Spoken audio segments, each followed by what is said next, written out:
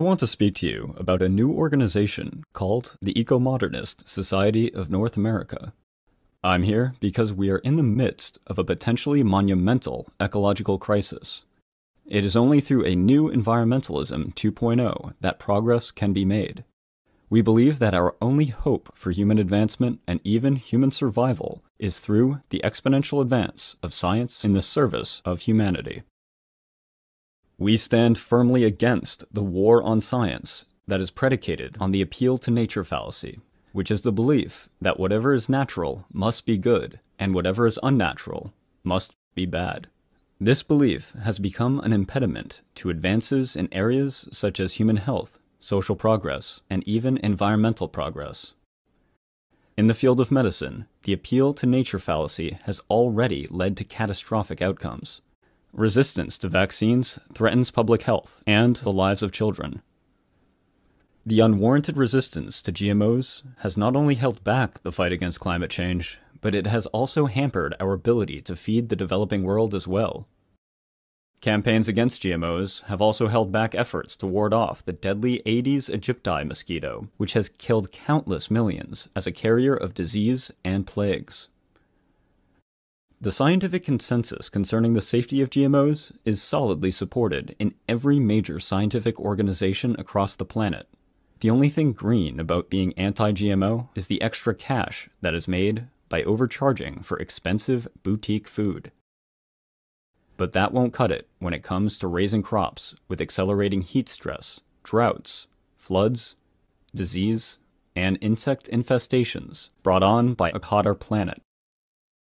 It makes no sense to accept the call of the IPCC for decarbonization within the next 12 years and yet reject their conclusion that these goals are impossible without nuclear power, which has proven itself to be the cleanest, safest, and most reliable way of achieving decarbonization. It is the most reliable way to decarbonize simply because the alternatives of weather-dependent power sources are inherently unreliable.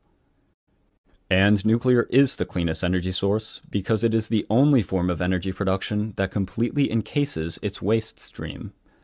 Super safe, advanced Generation 4 reactors, which will almost completely convert existing nuclear waste to centuries worth of energy, are coming very close to commercialization.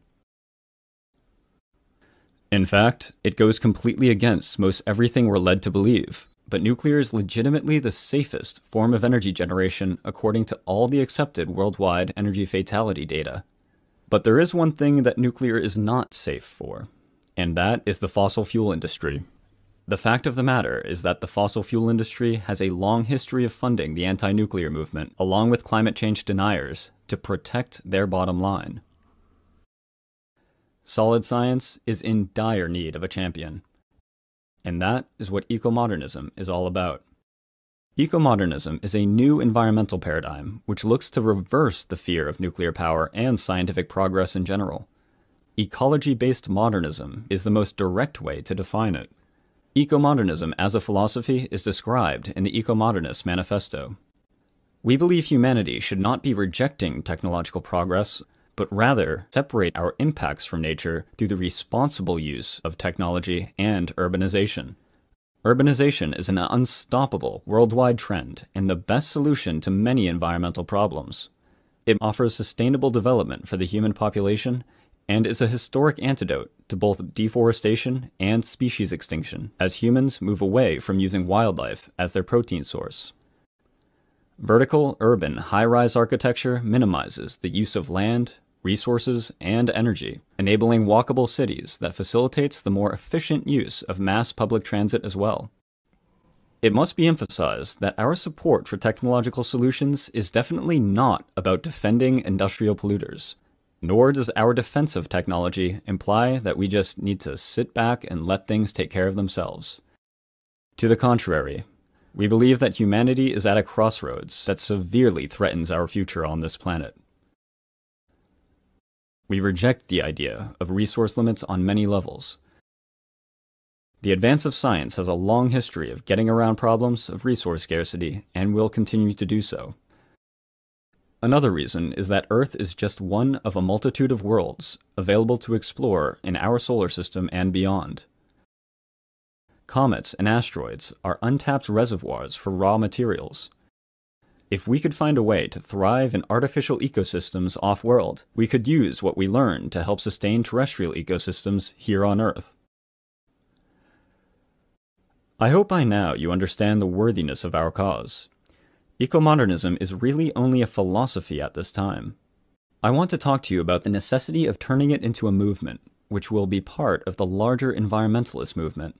For it is only through our presence and participation that there can be any hope of moving environmentalism in the right direction.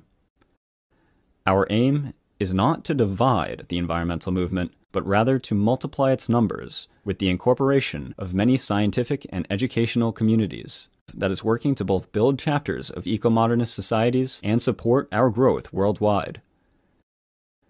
We aspire to increase our numbers by bringing together the numerous supporters of climate action that have been alienated by mainstream environmentalism's wildly contradictory support for the shutting down of nuclear power plants in the midst of a climate emergency, and welcome them into our ranks. Thank you.